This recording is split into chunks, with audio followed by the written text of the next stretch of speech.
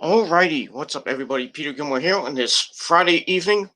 Back to you again with another video right here on the Peter Gilmore YouTube wrestling page, youtube.com/Peter Gilmore. Thank you all for watching. Make sure you like this video, hit that subscribe button down below, and subscribe to all my other channels, which are down below in the description box. Friend me on Facebook and follow me on Twitter, and share this video all over the internet, and tap that bell, turn on all my notifications so you never miss an upload. And YouTube can somehow, some way send my videos out to you, and you'll be the first one to know when I'm live and when my videos are up and all that other good shit. But YouTube sucks, but it is what it is. That's that. All right, ladies and gentlemen, on this beautiful Friday evening, June the 12th, 2020, we're about to hit the midway point of June. That's good. So we got summer happening. Summer starts next week. That's awesome. Gonna feel like summer next week, even though it's gonna rain on Father's Day. Sucks. Actually, not next Sunday, not this Sunday. Next Sunday is gonna be kind of shitty, and maybe Monday, the 23rd, I'm gonna be flying out, and I might be having a delay in my flight because there's thunderstorms around. But hopefully, my flight does not get delayed next week, and I can go to Florida safe and sound, and that's all I really care about. But we shall see what happens. Well, that's that. All right, on this Friday evening, we got SmackDown coming up in about 15 minutes. I want to try to get this video up and edited by time I finish this video. SmackDown will be on. I'll be watching it, and then later on tonight on the Kill with Demons channel, check me out on my stream for SmackDown. We'll talk about SmackDown as we're getting ready for Backlash on Sunday, live on the WWE Network for that low price of $9.99. So we got the go-home show for SmackDown, and my predictions will be coming tomorrow night on TGC 171. So check that out. That's it. All right, let's get to this review. Let's not waste any more time because I want to watch SmackDown. All right, so here is your NXT review for June the 10th, 2020 from Full Sail University in Orlando, Florida. And it was an okay show. The aftermath of their In Your House, TakeOver In Your House pay-per-view, which was a pretty good show. We're going to see what happens with Adam Cole, baby, as he retained the title against the Velveteen Dream. We'll see what happens with the new women's champion, Io Shirai, where she's going to go from here, and some other things happening on the show. So let's get to it. So we start the show off. Let me just get. Hopefully, I don't mute myself like I did last time. Well, my mic is on, so it is what it is. All right, we start the show with a 90s themed TakeOver In Your House recap. So if you missed In Your House, go somewhere and find it. Well, maybe it might be on the WWE Network, the free version. I don't know, but it is. So we'll see what happens. So we start the show with the Undisputed Era of Bobby Fish, Roger Strong, and everybody's face 7 days. And it's your friend of mine. Say it with me now, everybody. Here's Adam Cole, baby! Yes, Adam Cole and the Undisputed Era come out, and Adam's bragging about retaining the title, saying the Velveteen Dream is good, but he's not Adam Cole, baby. So he's saying what's next for him. He says it doesn't matter because he's run roughshod over the NXT roster, and he's the most dominant champion in the brand's history. Nobody can beat him.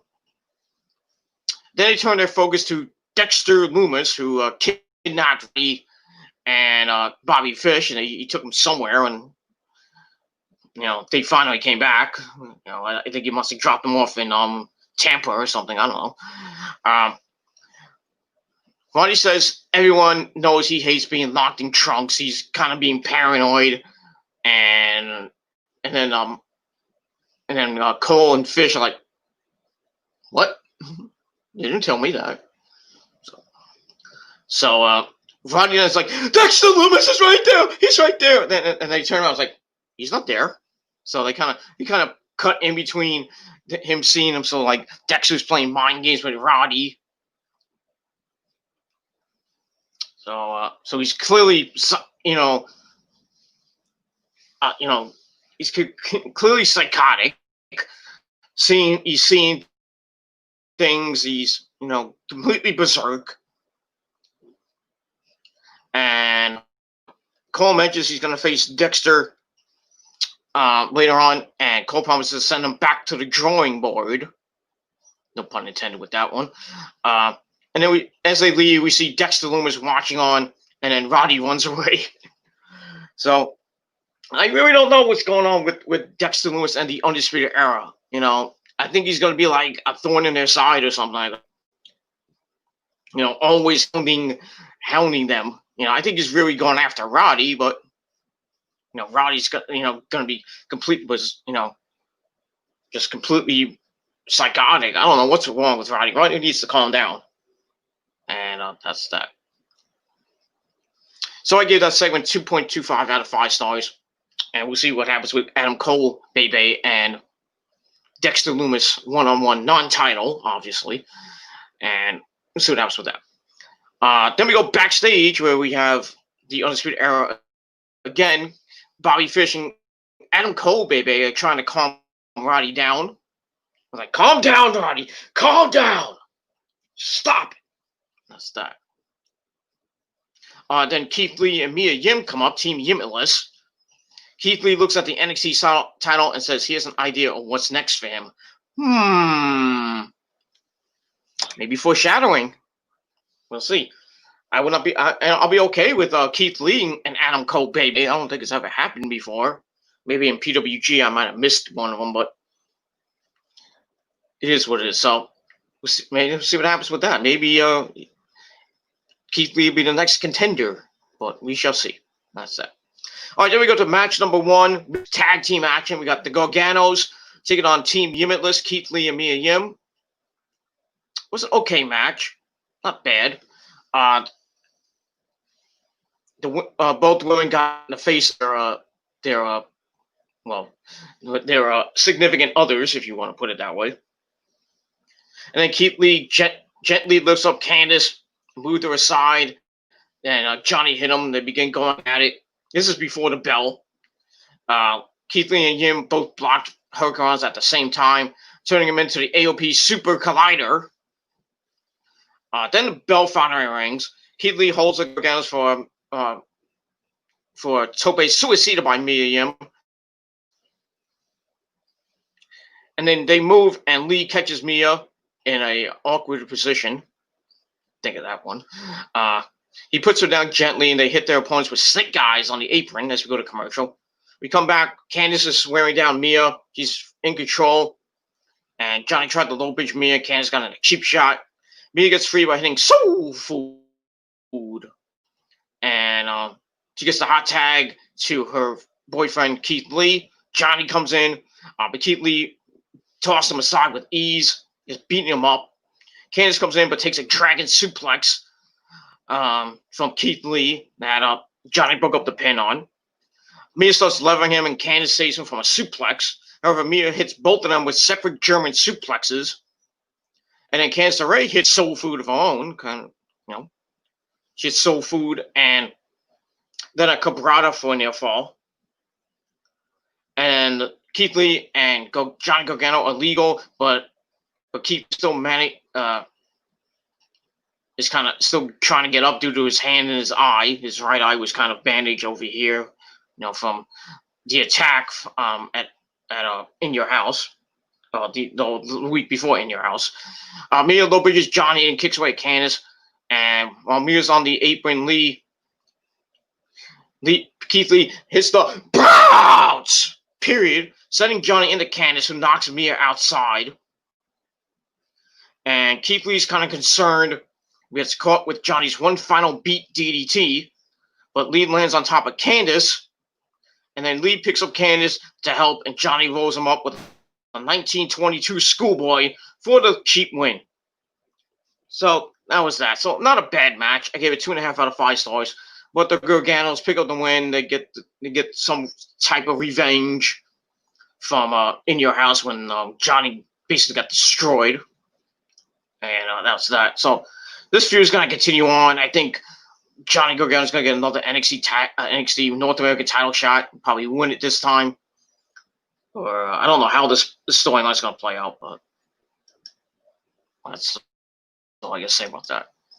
And we move on from there. All right, then we get a recap of the Finn Balor Damian Priest match from TakeOver, which Finn Balor won. And then Mackenzie Mitchell interviews Damian Priest. Basically says he doesn't regret anything. Finn was the better man. And his name will still be out there, and he's going to become infamous. And that's that. So I gave that 2.25 out of 5. So let's see what happens with Damian Priest, who is looking, as I get into the next segment, looking to have a little feud with Cameron Grimes, who's interviewed as well. He's talking about facing Finn Balor. He says he's confident that he will move to 2-0 against Finn. He kind of disses Damian Priest for the loss. And we see Damian Priest come in. He's like, what did you say? And Grimes quickly says that Priest almost had him and starts the line. He's like, you had him, and blah, blah, blah. So Priest's like, fuck you, boom, with a right forearm, knocking Cameron Grimes out, laying him out on the floor. So it looks like we might, you see, like I said, a Cameron Grimes, Damian Priest feud. No, never seen that before, so it'd be pretty interesting to see that. I really don't know what they're going to even do with Cameron Grimes and Damian Priest. They're kind of like in the middle, like a mid-card area, maybe going for the North American title. I really don't know what they're going to do with them, but they're putting them together in a feud, so we'll see what happens with that.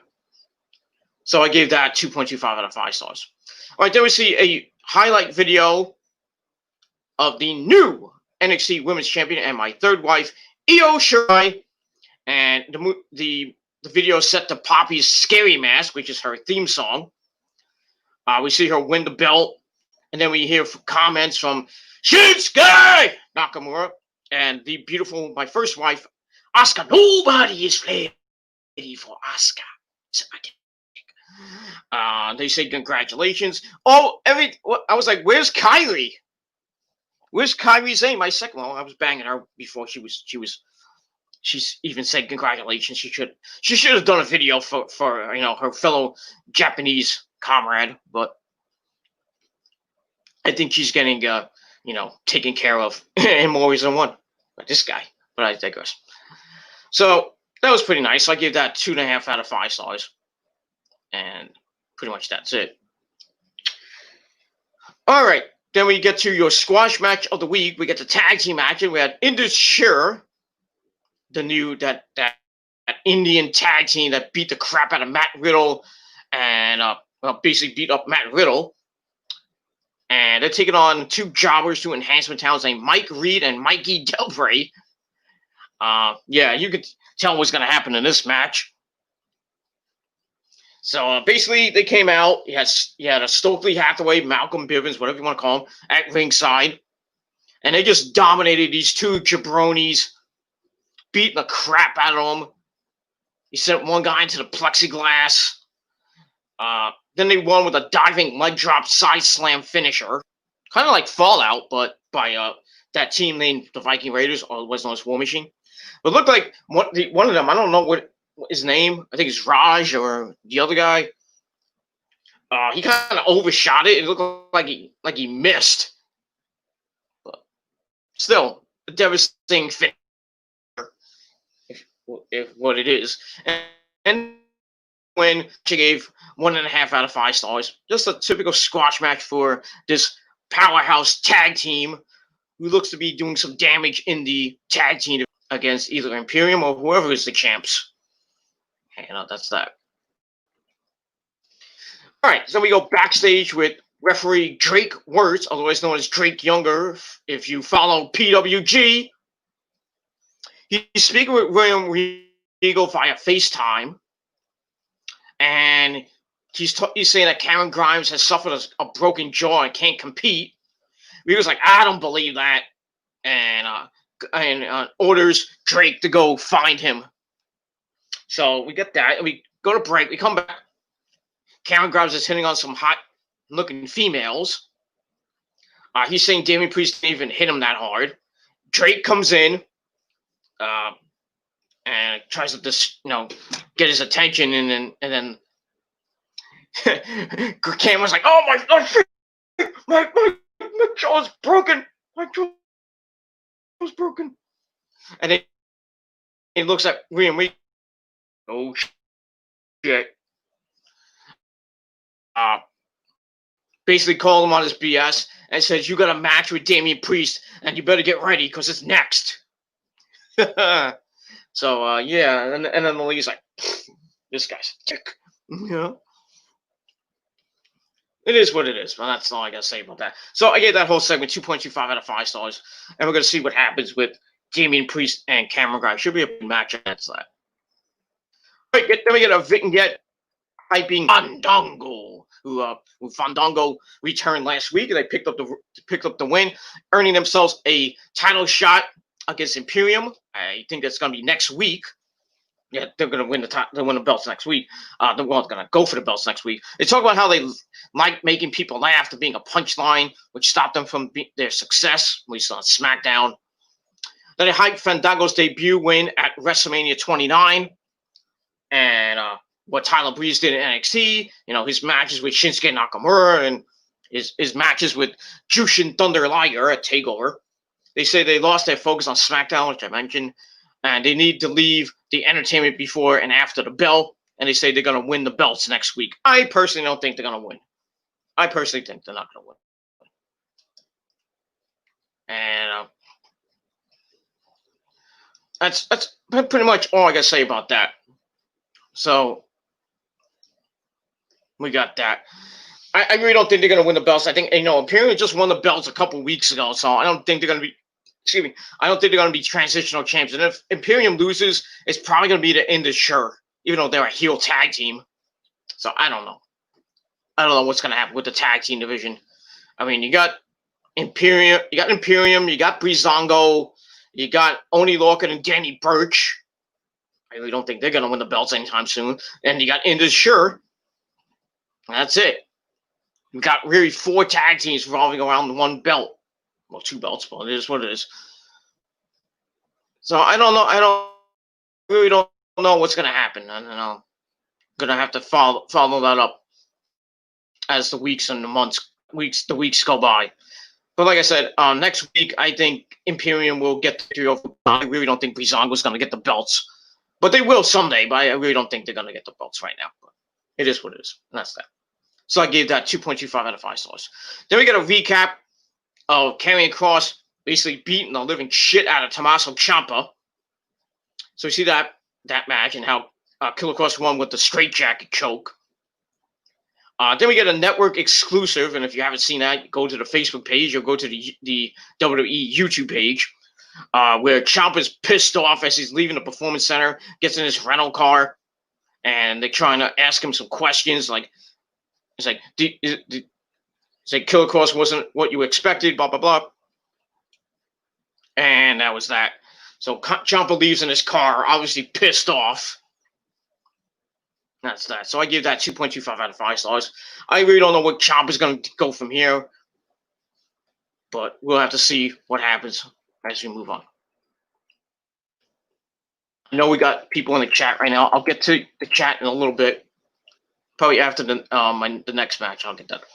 All right, then we get Rhea Ripley interviewed after another disappointing loss at TakeOver, which she lost at WrestleMania to that big Charlotte Flair, and then she failed to get the belt back from Charlotte in that triple threat match which Io won. She says she gave it her all and slightly applauded Io for taking advantage of an opportunity. And then we see Robert Stone, who I guess looked stoned. His hair was all messed up. He shows up and basically says they're both losers in 2020, but together they could rise from the ashes. And he's going to do everything for her, making calls, getting her some matches, title matches, stuff like that. Basically kissing her ass, which isn't a bad thing. Rhea says the chances of her being part of his brand are 1 in a million. So then she's about to leave, and then Rob was like, so there's a chance. Is there a chance? So Rhea's like, come with me. They're probably going to bang or something. I don't know. Good luck for Robbie E. But then Rhea picks him up, body slams him into a garbage can. That's it for Robbie E. He's out, and that's that. But like I said, the Robert Stone brand, he's gonna get Aaliyah, obviously, from what happened last week. I don't know who else he could get. Maybe he'll get Dakota Kai and Raquel Gonzalez. I don't know. He's gonna have like a heel stable anyway. So maybe Dakota Kai and Raquel Gonzalez could be part of that group.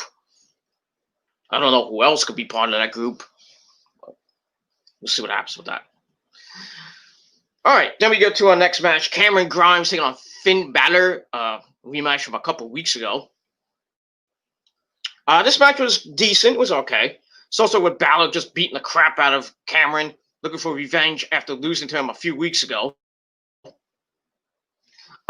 Throws some kicks, gets stopped by a knee to the gut. Goes to a sunset flip into a basement dropkick, causing Cameron to go outside and regroup. Cameron turns the tide and has control into the break. We come back. He still has the upper hand, focusing on the midsection, following up on what Damian Priest did at TakeOver.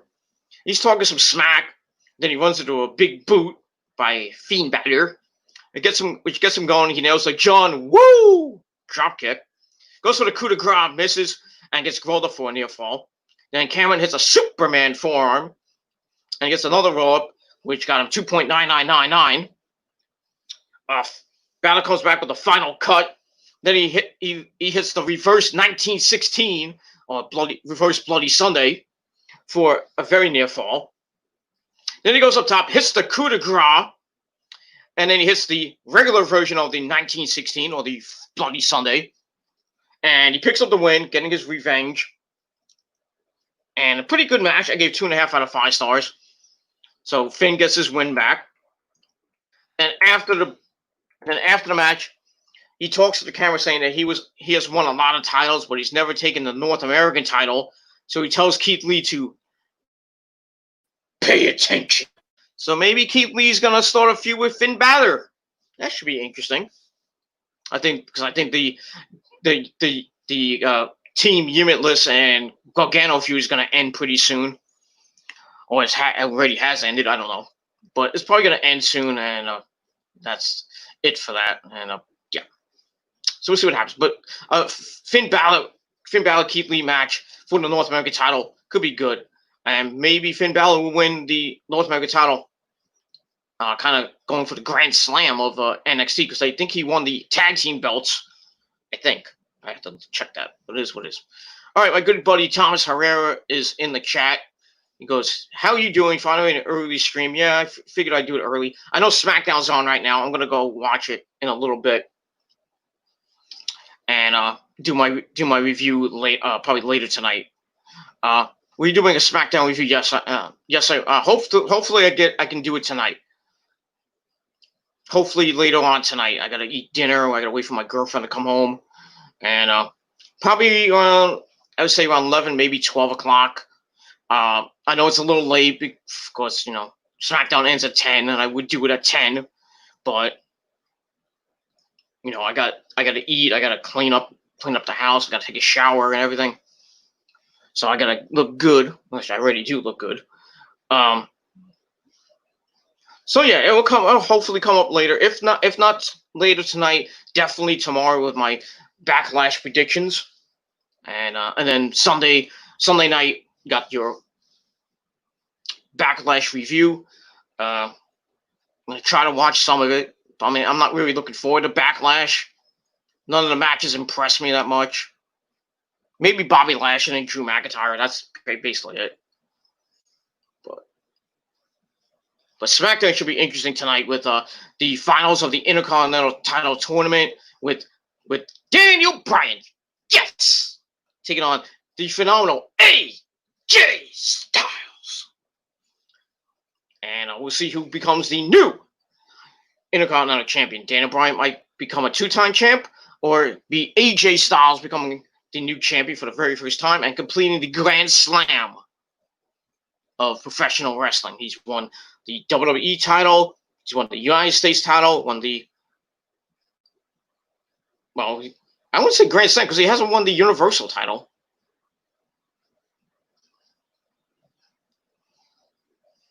So I don't know how he completes the Grand Slam. So I don't remember him as a tag champion.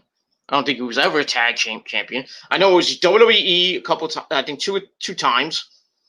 US champion, I think 2 times. And possibly the Intercontinental champion. So it's very 3. He hasn't won 4 yet. So he's just the trifecta, and that's that. So we'll see what happens with that. Then we got Sheamus and Jeff Hardy. It's supposed to be a controversial thing happening tonight. We'll see what happens with that. And that's that. And we'll see what happens with Bayley and Sasha Banks, the new women's tag team champions, as they prepare for their triple threat match against the Iconics. And Alexa Bliss and Nikki Cross, the former champions, at Backlash. Not really looking forward to that. Probably be a title change, or Sasha and Bayley will retain. I don't know when if we're going to see Sasha and Bayley at SummerSlam. They might start it right after Extreme Rules, which I think is the next pay-per-view in July. So they'll probably start it there, or they're teasing it, but is it going to come to fruition by SummerSlam? I don't know. That's that. And we move on. Not a good NXT show. This is going to start to decline. Yeah, I mean, the ratings weren't even that good. I mean, AEW barely won this week. Barely. I think it was 675,000 views to 673,000 views, or 670, something like that, to NXT. So, yeah, basically, the shows, and AEW was a little bit of a step down this past week. This week, NXT, was an okay show, nothing great, but that's that. And yeah, the rating show for it. Hopefully next week they go back up, but we'll see. Wonder why they created NXT when they should have kept ECW. I don't know if they would have kept ECW. ECW was turning into a watered down version of what it used to be. It was the PG version. So you weren't going to see flaming tables. You weren't going to see guys like New Jack come in and beat the crap out of everybody, and blood and stuff.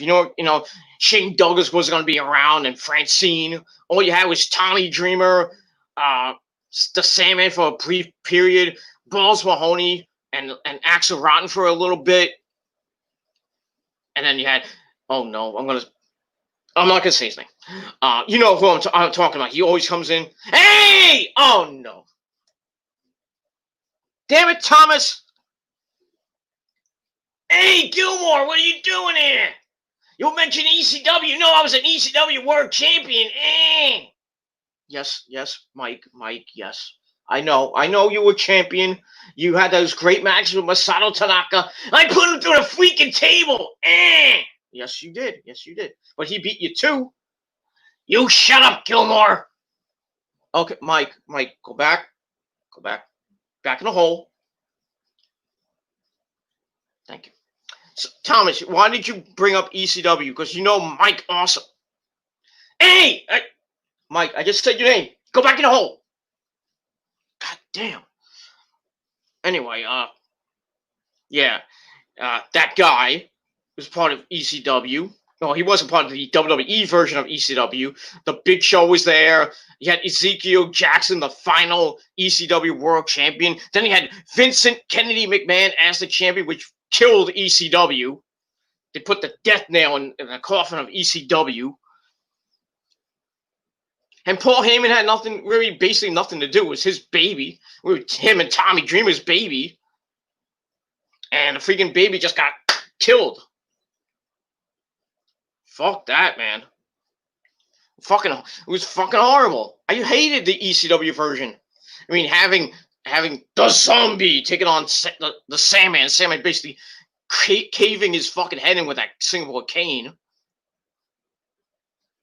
And then you had the ECW originals against the New Breed or whatever it was called. But you had Monty Brown was in that group. Yeah, I think the Pope was in that group. Oh, I forget that the group. I know Monty Brown was in it. I forget the rest of the group. Taking on, Sandman, RVD, who was the ECW and WWE champion at one point by beating John Cena at In Your House, not In Your House. ECW One Night Stand, I believe it was 2006, which I was at. I marked the fuck out when Edge came out and speared him. I thought it was Rhino for a second. I was like, Rhino! No, it was not Rhino. It was Edge Sting. Well, that was 2005 actually.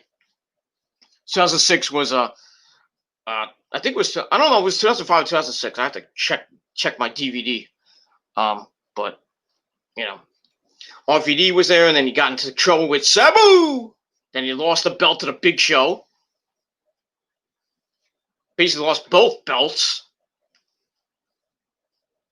And then ECW, you had Matt Hardy, I believe, as the champion at one point. I think Bobby Lashley was the ECW champion when he won the worst fucking ECW pay-per-view ever, Dismember,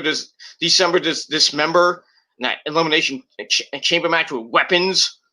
Fucking horrible. Where Paul Heyman was crying and Big Show basically got his ass handed to him, and Bobby Lashley won the belt. Then he started that feud with Maga. But ECW now, if it was here now, I don't think anybody would care, because there would be no NXT, there would be no Adam Cole, baby. Adam Cole and ECW would not work. No, I think Adam Cole would have went to AEW personally if there was ECW, but sadly ECW is no more. It's basically dead.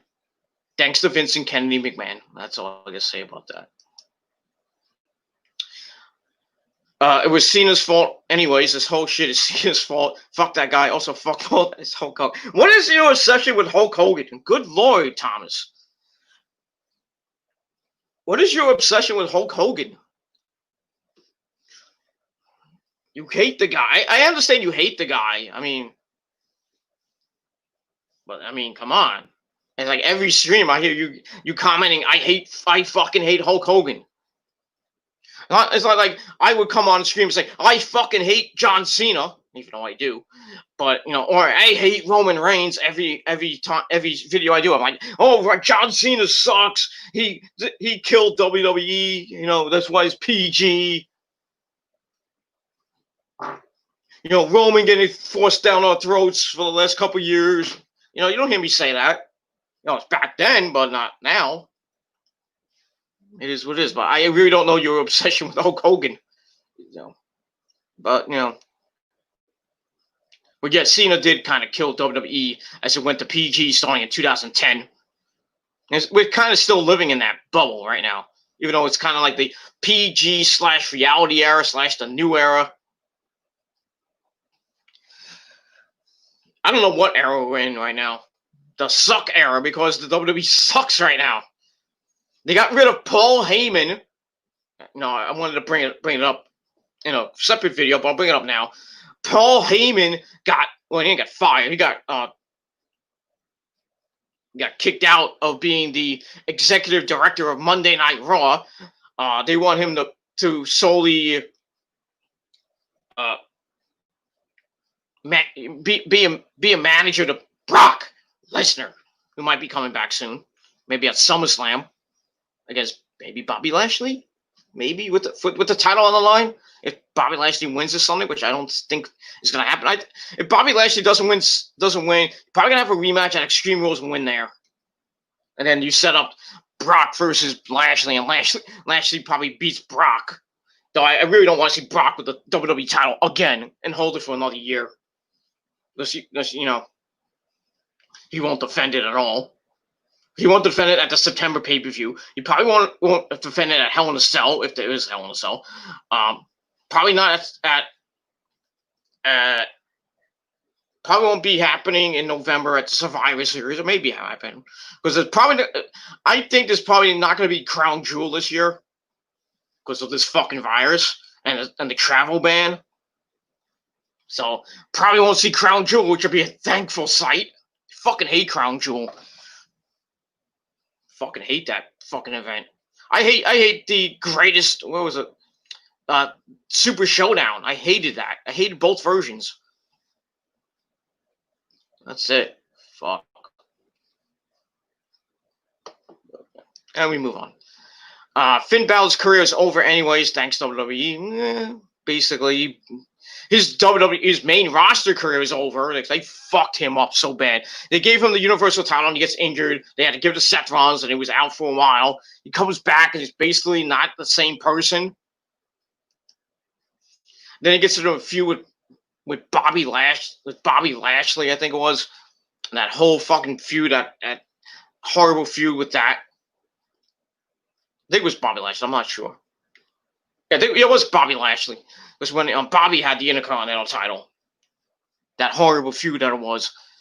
And basically they just put him in mid-card hell. You know, they gave him the Intercontinental title as fight, then he lost to Bobby Lashley. And that was it. It was fucking horrible. I wanted to vomit.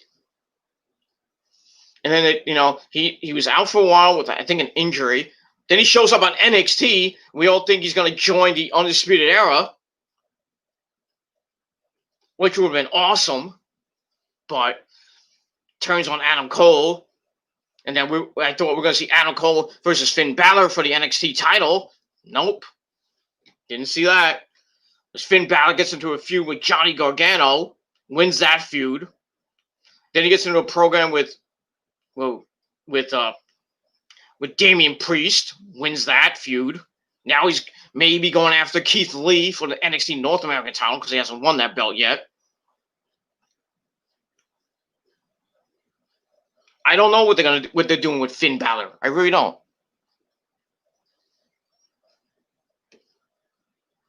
I don't know. Finn Balor should just fucking leave WWE, either go to AEW, go back to Japan, and really reform the Bullet Club. Because when he started as Finn Balor, Bad Luck Fale, and Gallows and Anderson, who really might be going back to Japan. I hope Gallows and Anderson go back to Japan and get back into the Bullet Club.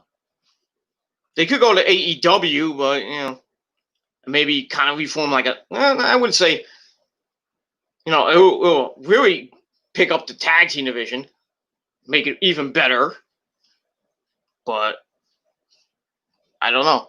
They might go to Impact. It depends on the money, of course. It's all about the money.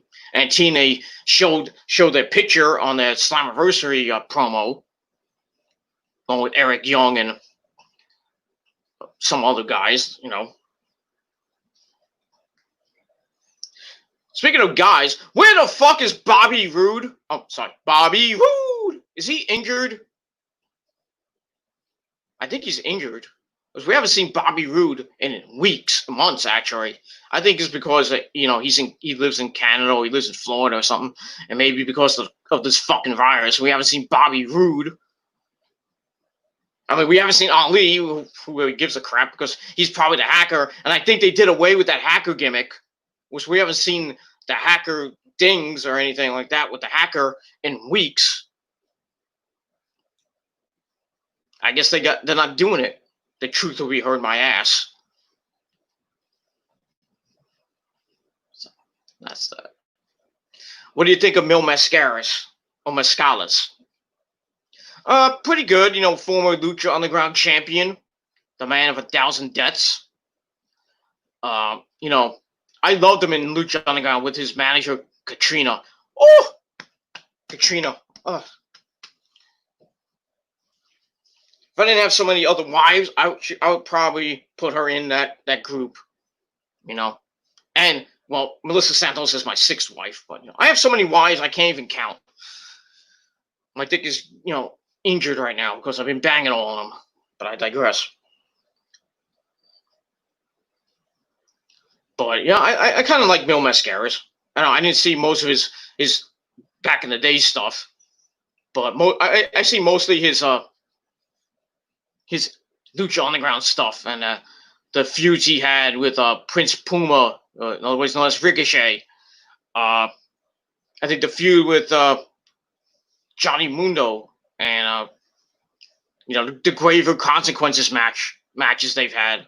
No, not Johnny Mundo. I mean, he's had. I think it was only 2 or 3 matches. But Lucha Underground was pretty good back in the day. Now it lasted I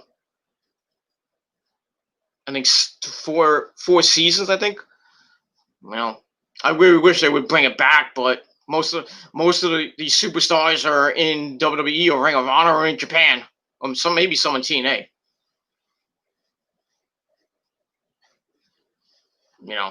I really don't know what Matt Striker's doing. I don't know. I see him sometimes at an FBW show, but FBW's now gone and extinct here in the Northeast. But might be making a comeback.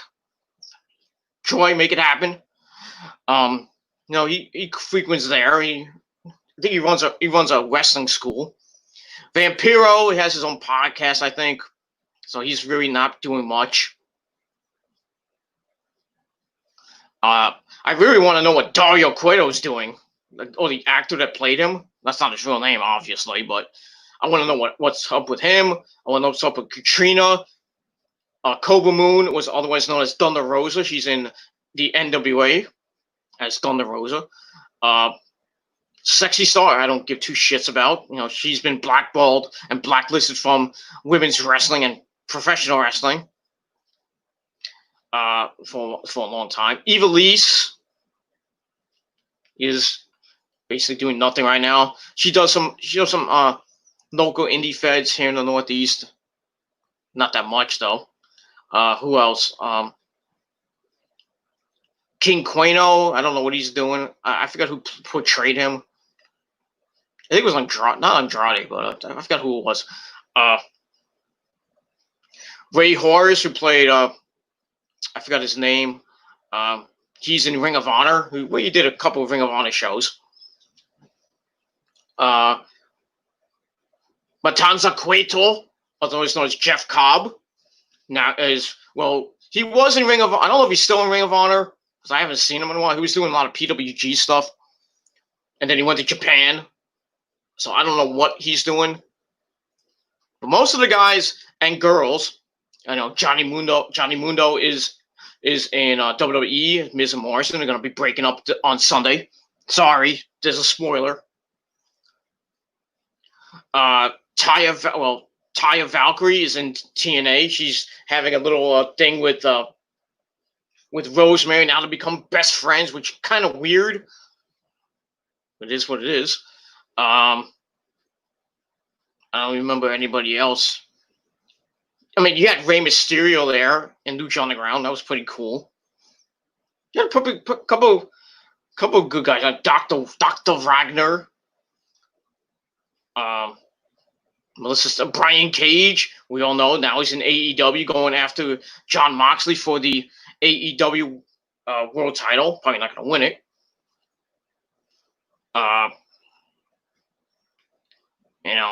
Some of the other guys in there, right? Famous B, remember Famous B? You can get fame at 825, get fame, and become famous. But he was on the Joe Cronin show a couple times, which is pretty awesome. I miss Lucha Underground. I wish it came back, but I don't think it's gonna ever come back. Dead and buried now, kind of like ECW. That's that. All right, let's finish this off, and then I want to watch the rest of SmackDown. I never liked when Hollywood Hogan came out on that old Hulk Hogan song and that red and yellow. I mean, Hollywood Hogan was all black colors and badass. Yeah, I liked Hollywood Hogan. And like I said before, his theme song when he was the evil Hulk Hogan or the heel Hulk Hogan, we never thought he would turn heel. And then he turned heel at Bash the Beach. and started the NWO right there.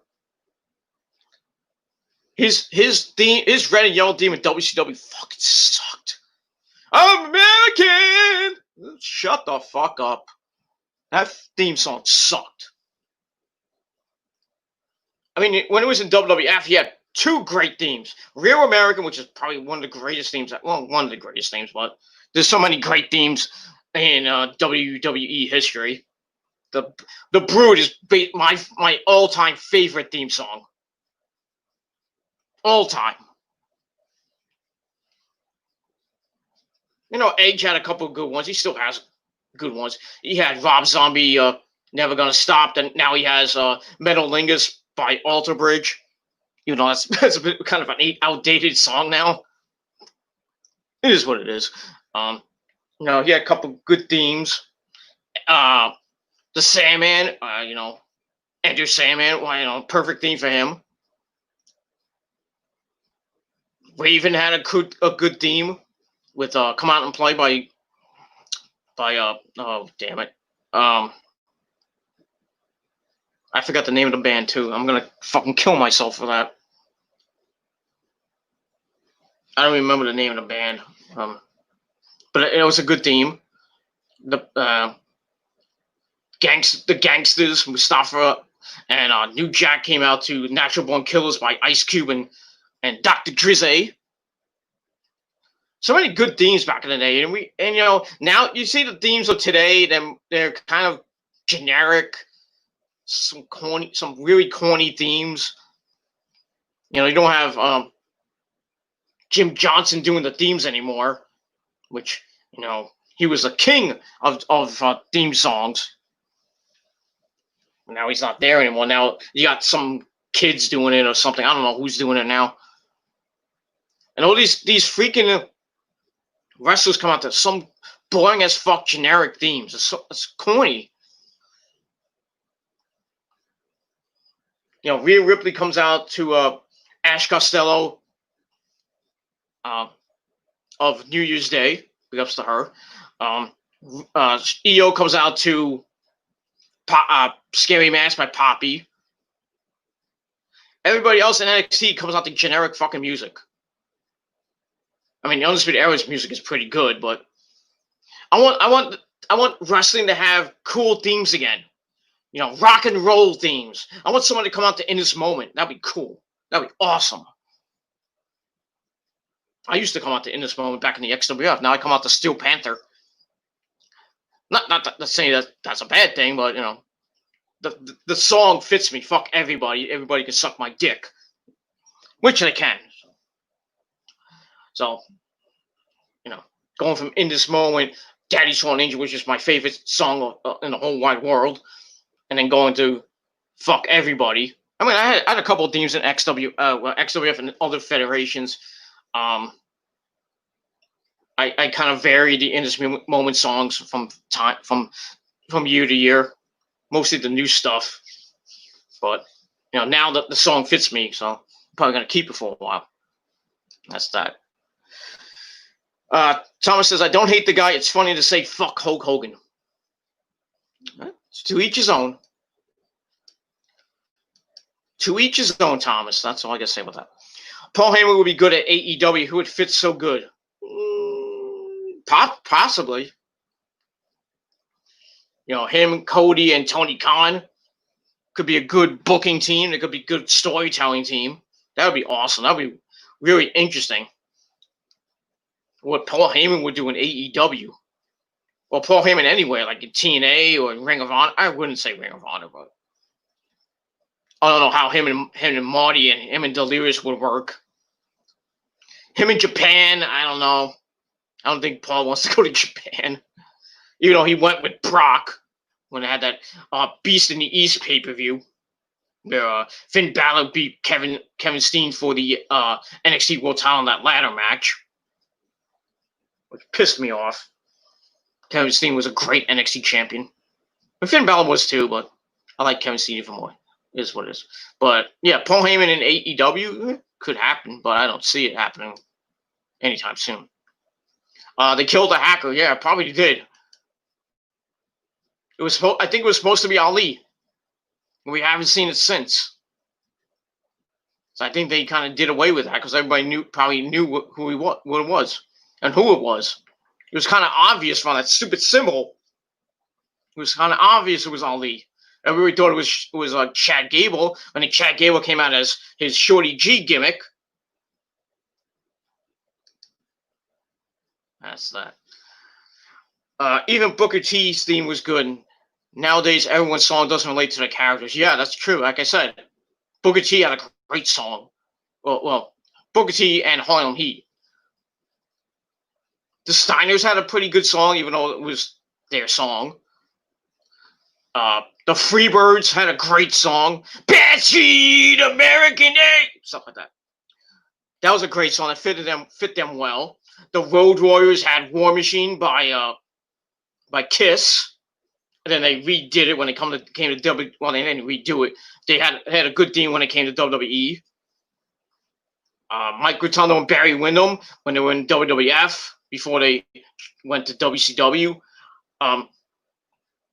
had the Real American theme. Then Hogan ripped it off. Ric Flair's theme is iconic. Randy Savage's is iconic. His Pomp and Circumstance, which is fits him. So many good theme songs, and nowadays it just fucking sucks. And that's pretty much it. All right, that's that. So let's get back to NXT. Like I mentioned before, Finn Balor beat Cameron Grimes, and he kind of talks to the camera and says he wants Keith Lee to pay attention because he's never taken the North American title before, and wants to get that. And we move on. I'll miss SmackDown, but I'll catch up with SmackDown, and then that's it. All right, then we get to our next match: Dakota Kai kicking on Casey Catanzaro. Kind of a quick match, 2.5-minute match. Casey was annoying Dakota, hits a senton atomico, forced a big apron boot, and hits a modified Hurricane Rana, or something like that. To go back in, she has a somersault kick for a near fall. Dakota turns it around with a corner face swash, but gets rolled up in the corner for a near fall. And Dakota Kai is kind of talking shit to her. Casey got pissed off, beating her up. She runs into a scorpion kick, and then the GTK, and it picks up the victory for Dakota Kai. So not a bad match. I gave it 2 out of 5 stars, and that was that. Then afterwards, Dakota tells him that she's coming for the NXT Women's Championship. And then they attack Casey from 2-on-1. And then Kaden Carter comes out, trips up Dakota. Now we find out that Kaden is Casey's roommate and partner, so they're a tag team now. She uses her speed to kick Kai a few times, but gets caught by Raquel Gonzalez and slammed to the mat. So we'll probably see a tag team match week on the program, most likely. But I really don't care. That's that. All right, there you see a video of some random dudes entering the ring to attend Thatcher's Thatch Can, whatever the fuck that is. Basically, it was Timothy Thatcher teaching people his style of wrestling. Basically, they signed that way. I don't know what it. I really don't know what it's going to be. It's going to be interesting, teaching them that MMA style. That could be cool, I guess. But I don't know. That's that. All right, then we got a profile comes out, and he's about to speak, and then Drake Maverick comes out. Rockstar Spudlove comes out clapping. He puts Phantasma over his talent and congratulates him. He knows that people talked about his story last week, but more shine should be on Phantasma's winning performance. But Drake says that he would have done better if his head was clear. He knows he can beat him if given a chance. So Phantasma's like, if you want a match, you got a match. So we're going to get a title match coming up. And then we see the Ninja Twins come out. Phantasma and Maverick are back-to-back. And look at the fight. El Phantasma turns. And then Drake's like, he's behind me, right? He turns around, boom, headbutt right to the face. And then the Ninja Twins start beating the crap out of him along with Phantasma. And then they stop. Phantasma orders them to remove their masks, and they are revealed as Raul Mendoza and Joaquin Wilde, otherwise known as DJZ, which I already knew. And then Phantasma picks up Drake, hits the Phantom Driver. Then he removes his mask. So now we know what he looks like if you haven't seen him before.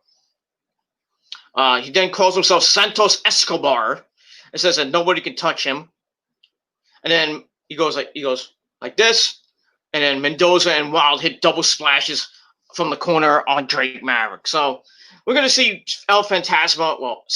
Santos Escobar take on Maverick for the Cruiserweight title, probably on TV or at the next Takeover.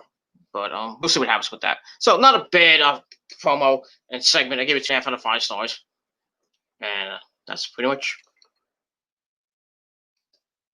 that. All right, then we go backstage with Roddy's still freaking out because he finds a drawing made by Dexter Lumis in their locker room. Adam Cole, baby, is like, chill out, dude. They take it out every deck before. Bobby Fish and Adam Cole then leave. Lumis pops up, walking strong, really creepily. And Joe's like, oh shit! And he leaves.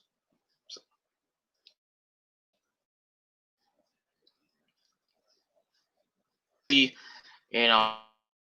Lumis is playing mind games with the Undisputed Era. I don't know where it's going, but it is what it is. So I gave that 2.25 out of 5 stars.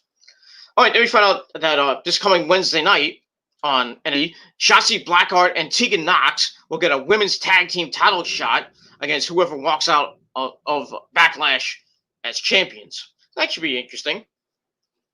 We'll see what happens with that. I think it's going to be Sasha and Bayley. So we see Sasha and Bayley return to NXT. That should be nice. And that's that. All right, then we get to the main event. Dexter Lumis taking on Adam Cole, baby. Pretty good match, not bad. Nothing really happened to begin the match. They just went to commercial with them just like staring at each other. We come back. Adam Cole gets some momentum, pounds away on Lumis, who just stares at him. Hit me, making him pissed. Adam Cole's him a freak, and then Lumis is like egging him on. Then he's firing off some shot, gets a near fall and a German suplex. Adam comes back with a super kick for a near fall. He goes for the last shot and missed it. Lumis nails a spine buster, and then starts laying in right hands right on top of him. Then he disappeared. He must have went to a trap. Oh, he went under the ring. Roddy and Bobby Fish come out looking for him. And Dex Lumis comes from on the other side of the ring. Then he hits another spine buster for a near fall. He goes for a senton splash, but Cole got his knees up. And then Dex Lumis comes back with an Anaconda Vice. Bobby Fish then distracts the referee as Roddy kicks Dexter. And then Adam Cole hits the last shot. 1, 2, 3. Adam Cole, baby, picks up the win. Match I gave 2.5 out of 5 stars. Wasn't that bad. But Adam Cole, baby, continues on as champion 377 days as of right now. And counting. And that's it. So we get that. Afterwards, the Undisputed Era leave. But Adam Cole stays behind to talk some trash to Dexter. He shows him the title. He's like, you're not going to get this, baby. Then he pops, and Dexter pops up, puts him in the Anaconda Vice. Roddy and Bobby come back. They stomp on him to break the hold. And then the Velveteen Dream comes out, sends Roddy into the steel steps for sending Bobby Fish into the plexiglass. Dexter then chases Roddy off. Cole's left alone in the ring. He holds the title up like, yeah, I got rid of everybody else. I really don't know why the Velveteen Dream came out, but it is what it is. Then the lights go out. Cole's like, what the fuck is going on? And then we see the lovely Scarlett Bordeaux on the stage as the crowd chants fall and pray as she walks towards the ring. She pulls out an hourglass, turns it over, and then leaves the ring. And then the crowd's chanting "tick-tock" as she walks off to the back. So time's a ticking for Adam Cole, baby. So they're gonna start the Killer Kross Adam Cole feud, which I knew was gonna happen. I was thinking they might wait a little while longer, but they're gonna start it now, and Killer Kross is gonna get the belt probably by the next takeover, which is in Boston in August. Cole's gonna hold the belt for another month and change, and then Killer Kross is gonna hold the belt for a while. I don't know how long, but probably gonna be a while. And that's that. So the sands of time. The sands of time for Adam Cole, baby. They're starting to run out. And we'll see what happens next this coming week on NXT, what Adam Cole has to say about Killer Kross. Maybe Killer Kross comes out, they have an altercation, or Killer Kross beats the shit out of Adam Cole, which will suck, but it is what it is. But we'll see what happens. Should be a pretty decent feud. And I think Killer Kross will win the belt. That's that. All right. This will end the stream here. Is the slapping thing a Ric Flair move? I mean, they always say "woo" when anyone gets slapped, well, it's chopped. Yeah, that's a Ric Flair thing. Started by Ric Flair. Many people who copied him. I think the woo chant started in ECW, actually. I think it started in ECW back in 92, 93. You know, when everybody would do a chop, they go "woo." You know, it's an annoying chant, but I mean, it's an annoying thing, but it pays respects to Ric Flair.